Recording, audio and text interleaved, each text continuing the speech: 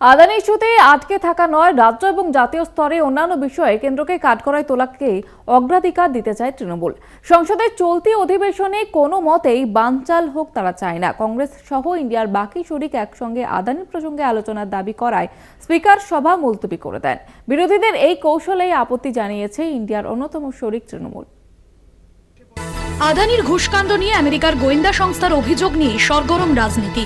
সংসদের শীতকালীন অধিবেশনের প্রাক্কালে আদানির কর্ণধার গৌতম আদানির ঘুষ কেলেঙ্কারি ও তাতে ভারতের কেন্দ্রীয় সরকারের আধিকারিকদের নাম জড়ানোয় বেজায় চাপে পড়ছে বিজেপি। বিরোধী দলনেতা কংগ্রেসের রাহুল গান্ধীর দাবি আদানিদের রক্ষা করছেন প্রধানমন্ত্রী স্বয়ং।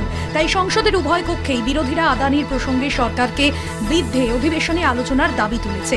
কংগ্রেসের সঙ্গে ইন্ডিয়ার বাকি সব শরিক অধিবেশনে একমাত্র আদানি ইস্যুকে অগ্রাধিকার দিতে চায়। আর আদানির নাম শুনলেই সরকার পক্ষ সভা মুলতবি ঘোষণা করে দিচ্ছে।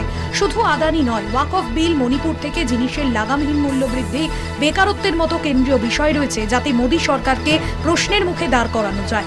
একই সঙ্গে বাংলাকে কেন্দ্রের প্রাপ্য না মেটানোর মতো বিষয় কেন্দ্রের কাছে জবাব চাইতে পারেন রাজ্যের সাংসদরা।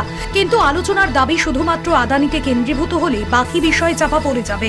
দলের সর্বভারতীয় সাধারণ সম্পাদক অভিষেক বন্দ্যোপাধ্যায় বলেছেন, তারা চান অধিবেশন চালু থাকুক।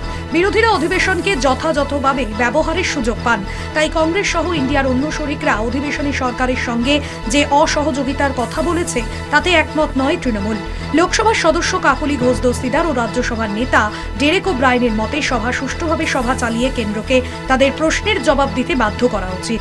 তৃণমূলের দাবি সভা নির্বিঘ্নে চললে বিপাকে পড়বে মোদী সরকার। তাই বিরোধীদের হইহট্টগোলকে অজুহাত করে যাতে অধিবেশন মুলতবি করতে না পারে সেদিকে নজর দেওয়া জরুরি বলে কংগ্রেসের অবস্থান মানতে আপত্তি তৃণমূলের।